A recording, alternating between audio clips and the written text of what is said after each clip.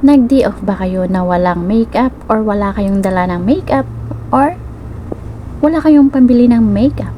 Tara na sa Sephora guys at mag-try ng makeup. Libre lahat doon guys. Everything what you want to put on your face. Charot. Tingnan nyo ako guys. Pili-pili lang ako kung anong gusto kong ilagay sa aking face. Ayan, nakakuha ko ng mascara.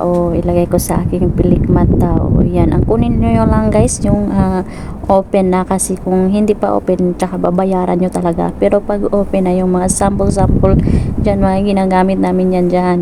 Diba? Lagay ko sa aking mata, charot. Eyeliner. Diba? Sana L. Char lang kayo guys.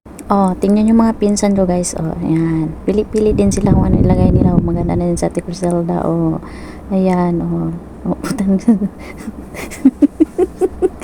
Tawa-tawa ako sa kanila dyan guys. Tingnan nyo. See? Nahanap siya ng panglagay niya sa yung face. Ayan sa Ate Criselda. See? Hindi ko siya nakontinto. Nilagyan pa talaga niya ulit guys. Diba?